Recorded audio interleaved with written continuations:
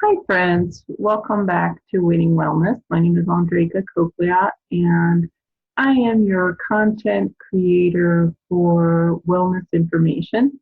And you could join me at the functional forum I host at the public library at the boardroom. It would be on the Main Street side on May 13th from 5 to 6 p.m. That's Monday. And then the next functional forum networking event is going to happen Monday, June 10th from 7:30 to 8:30 in the boardroom at the Missoula Public Library on the Main Street side. And every Wednesday or every third Wednesday of the month, you can catch my show here on MCAT Winning Wellness. So today I wanted to talk about our CBC, the blood panel that we typically get. And the material I'm referencing is something you could find online, and I'm using it in the name of fair use. And I just think it's kind of helpful to go through it. And the CBC is usually pretty complicated, but it can be handy for seeing how you're doing. And from what my research kind of reveals to me is that a lot of people are struggling with low-grade infections. And what I've experienced in my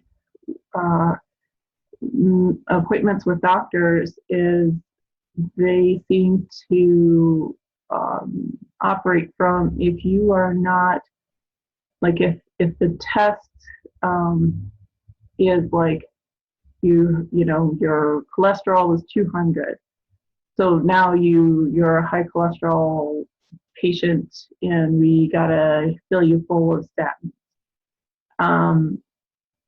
And it's interesting because when you're at, let's say, 100, it's like you turn into a pumpkin, according to my experiences with doctors. It's like they seem to consider the map is the territory, the test is the territory. The test is a reference point, and the job of a physician, a medical doctor,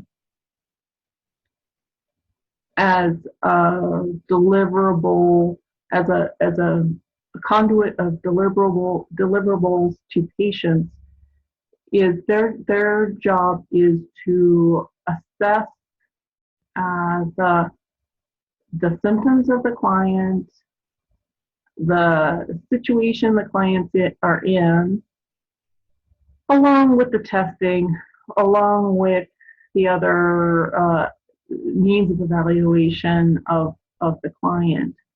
And I don't understand. I mean, I do. I think I do understand what's going on with the medical industry, but anyways, my goal is to go over the CBC and to try to do this as quick as possible. So, because this video is probably going to be about 30 some minutes. So here we have as a sample description, and this doctor is in Canada, so the American Medical Association, AMA, won't be able to annihilate her career for daring to discuss labs publicly, because the only way you can get an MD to go over this in a public forum is if you're taking their class. It's not something they display, where you could Google it. Anyways, so we have the CBC, and if you've been reading while I'm talking to you, it talks about your blood cells, and there is a range, and so as you can see, we have a range for your white blood cells. So your white blood cells have to do with your autoimmunity, and some tests are different. Uh, you know, so the I have another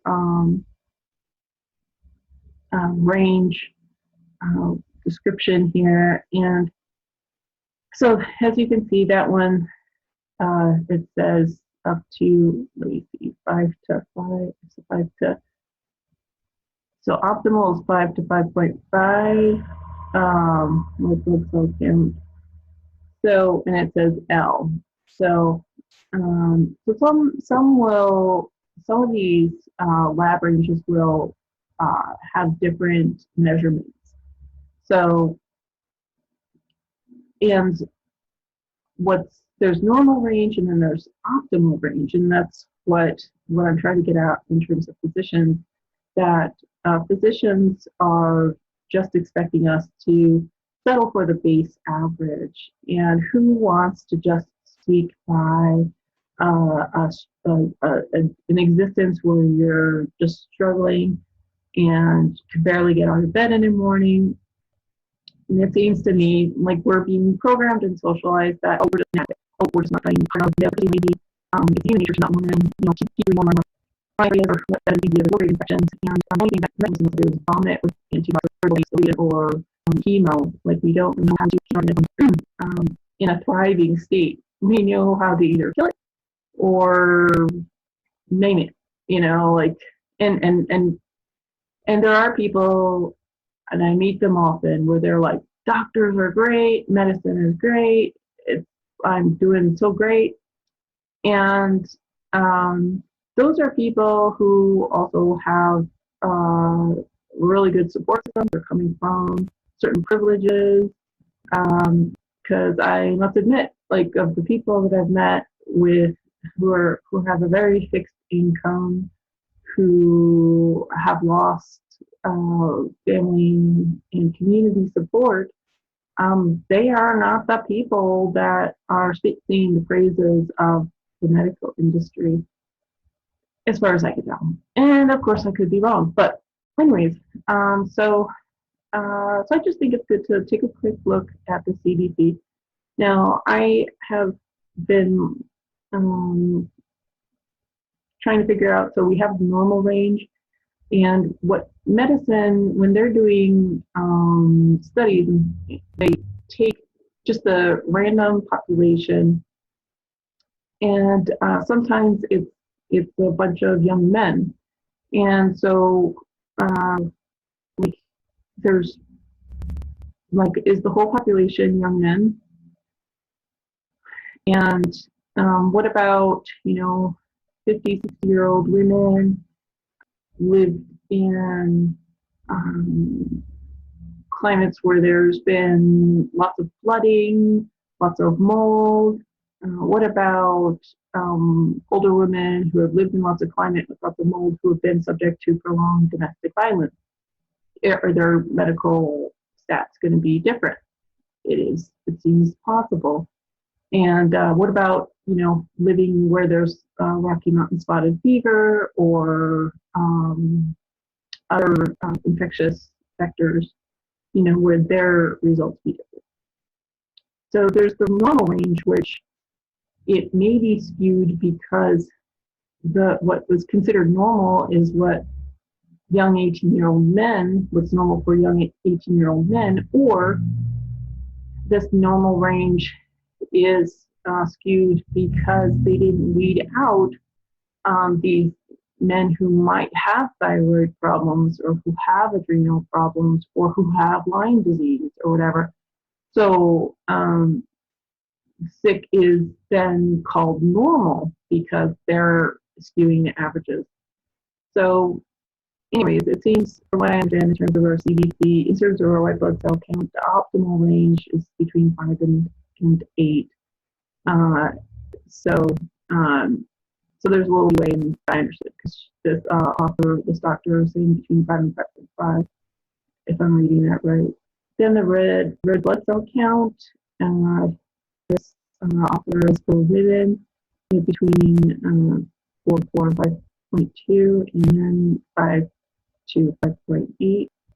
And this other more up-to-date version, it says the RBC should be between 3.9 and 4.4, or for men, 4.2 to 4.9. And that was the female, 3.9 to 4.4. So as you can see, so that's for blood cell count, and then hemoglobin. So it's interesting because it seems like nowadays, the past like 10 years, doctors don't do an anemia test. They seem to regard looking at the white blood cells, the blood cells, hemoglobin, that's the anemia test. But there is still an anemia test. And I had one, and I was determined anemic at that time. But anyways, in terms of hemoglobin, your hemoglobin is low in terms of the optimal functional range for women. Your hemoglobin is low if it's under 13.5. So 13.5 to 14.5, and for men between 14 and 15. Hematocrit is low if it's under 37. So for women, it should be 37 to 44. For men, 40 to 48. Then the MCV, let's see if that's missing, mean corpuscular volume. So that is how your blood cells are bigger and inflated, or kind of inflated, if I understand correctly. So it should be between 85 and 92 CU microns. Then the MCH should be between 27 and 32, and there's no gender issue here. And then the MCHC should be between 32 and 35. The RDW should be less than 13, according to my information. And I see that the numbers, yeah, so okay. And then the platelet count should be between 150,000 and 150,000. Neutrophils, so if you have neutrophils, that can have to do with your virus. So it should be between 40 and 60%. So if it's higher than 60%, it means that there's something going on. There's possibly a low-grade infection. And in terms of all of people who are trying to regain their health from chronic fatigue syndrome, fibromyalgia, Lyme disease, it seems like there's these low-grade infections that may be having origins in like cavities, root canals, and also just still kind of bacterial infections from old staph infections in the sinuses. It seems like sinuses is also a big culprit. And the bile duct and liver, the gallbladder, and those are all very, like especially the bile duct and the gallbladder, those are small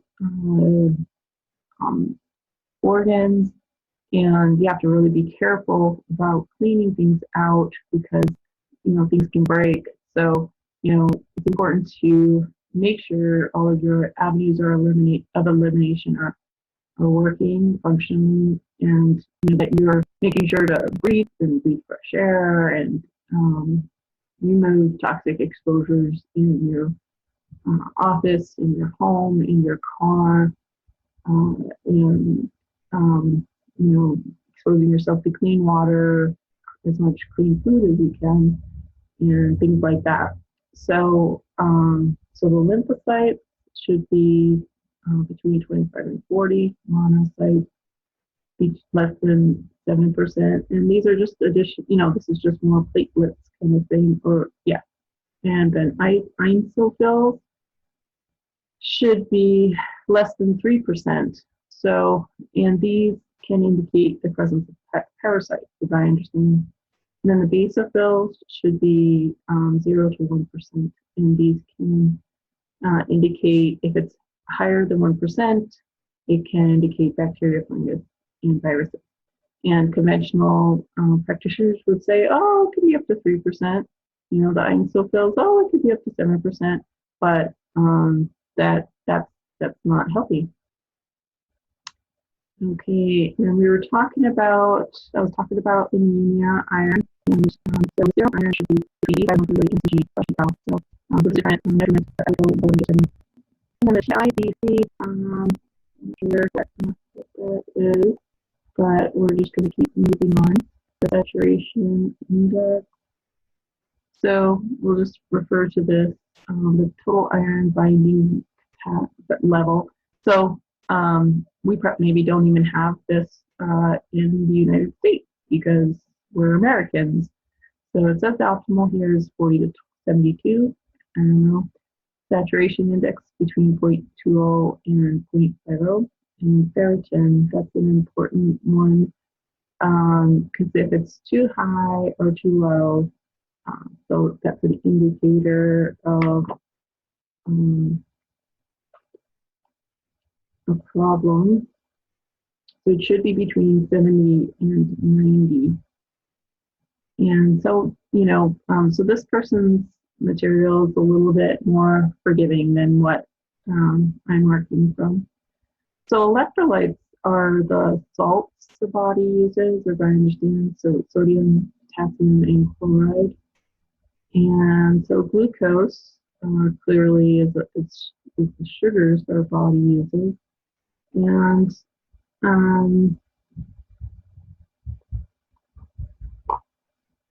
so I'll just, seems that the optimal functional range, okay, it's between 80 and 100 milligrams /dL. Hemoglobin A1C should be, I don't have the up-to-date ranges, but that one's a pretty well-known one. And so even if a conventional doctor, like even conventional ranges, I think are fairly adequate to letting you know. Sodium, it should be between 135 and 140 micromoles per L. Right.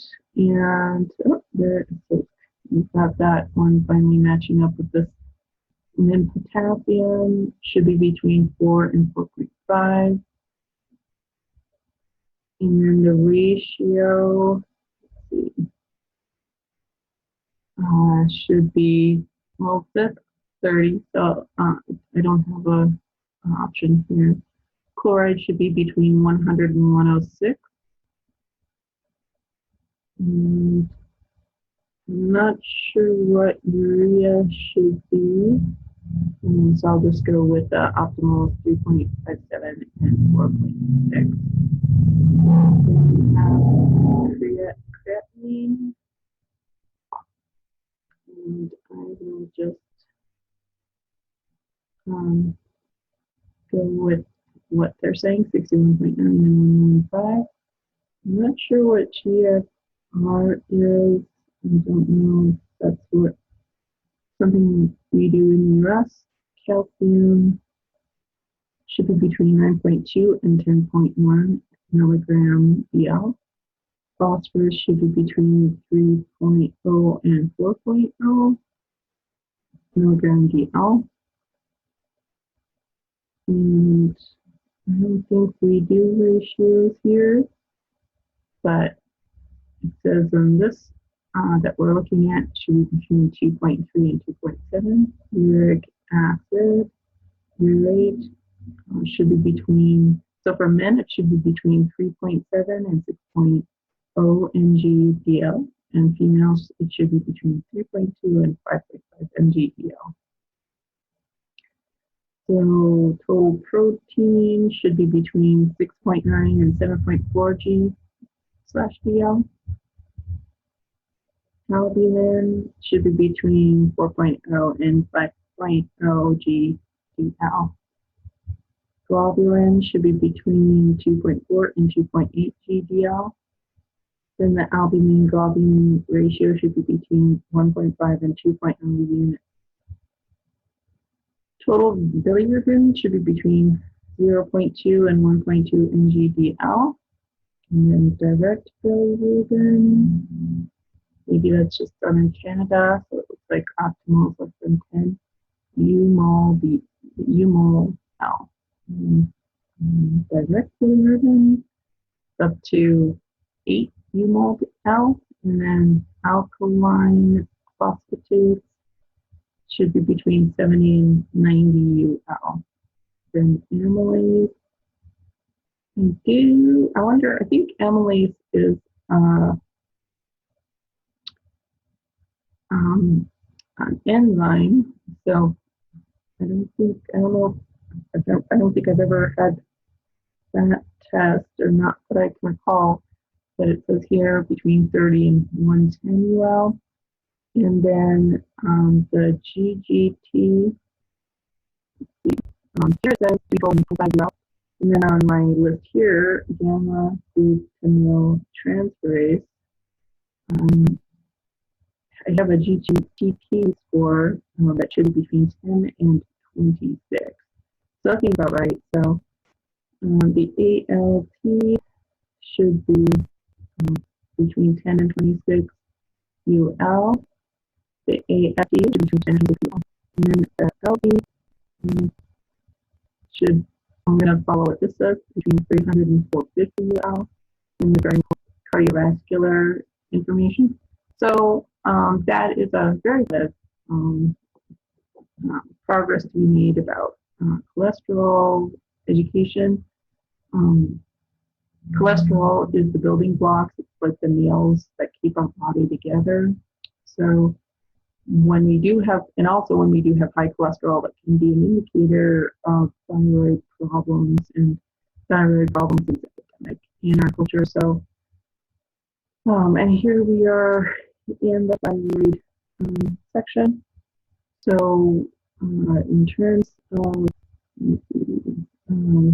TSH, so TSH should be between, according to my latest figures, between 1.3 and 1.8, or 1.5 and 2.2.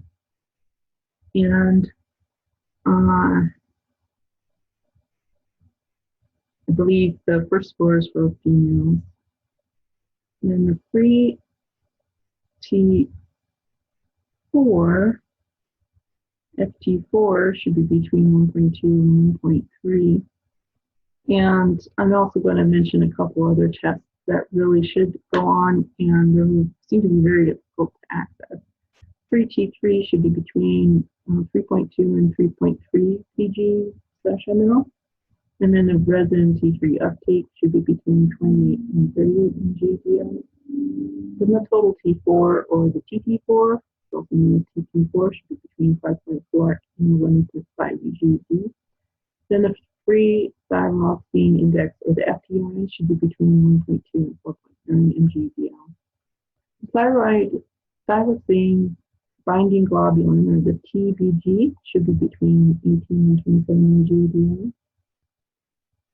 Then the TPO antibody, the auto antibodies indicating the immune system is attacking the thyroid, should be less than 15. And there's also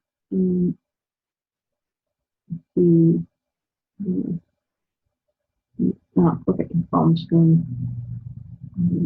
So the reverse T3 should be also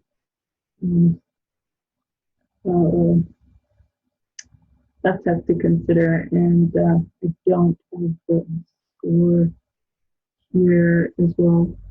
And there's also TRH, which is thyroid raising hormone. Now, I don't want to say, hey, take all these tests.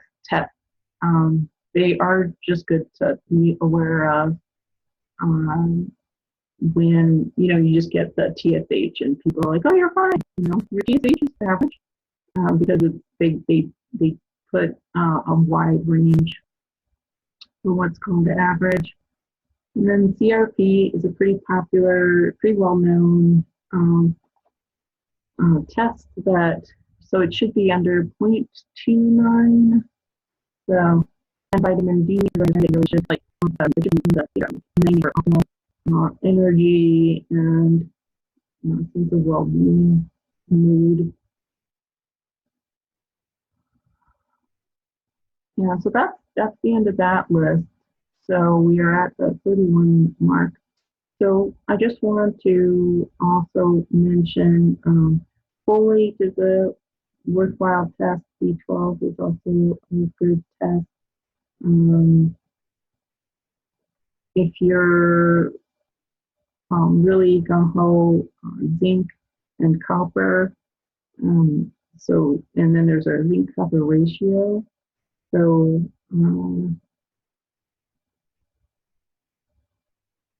and then you can also go into hormone testing when facing difficult, like non-responsive treatment.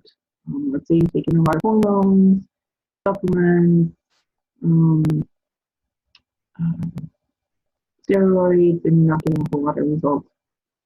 And my latest theory on that is that if there's untreated low-grade infection, hormones are just going to maybe address the surface layer, but if your system is chronically fighting infections, that wears out your immune system. And what I'm learning about is your mitochondria. So your mitochondria generate energy for the body, and apparently they communicate with each other. And so if there is a low-grade self-infection going on, your mitochondria are saying, stop producing energy, go on defense. So the mitochondria is kind of conserving itself and in defense mode. And so from what I understand is like we want to remove toxic exposures, whether it's, toxic things in your food, clothing, shelter, or water, air, or people, your own thoughts, radiation, Wi-Fi exposure, electromagnetic exposure, pesticide exposure. So you want to reduce all of these external toxins, and then you also want to get rid of any internal low-grade infections, whether it's a little bit of something going on in your root canal, or a staph infection like chronic sinusitis, or chronic skin infections, whatever it may be. So it seems to me that if you address that, then your mitochondria will stop signaling that you're under attack. So if you're taking care of external environments, taking care of your internal environments, that gives your mitochondria a little bit of a rest. And of course, you want to make sure that you're getting good sleep, you're sleeping in a dark environment, you're getting fresh air, the temperature is cool enough for you to be able to fall asleep, that your linens are clean, that you don't have a whole lot of dust in your space. And here in Missoula, I do think that the forest fires really make it very unhealthy for people, because there's just all this particulate matter. And even though we may have one summer where it's not too smoky, all of that ash is still it's still kind of around, and we don't get a whole lot of rain. And I wonder if that is like a low-grade stress on our immune system. So, join me at the library. Again, it's going to be happening May 13th from 5 p.m. to 6 at the boardroom, which is on the Main Street side.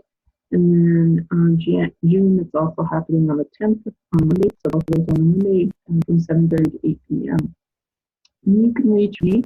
I have a Facebook page, Posting My Growth, and I have also working on a website which will be called the Wellness Whisperer.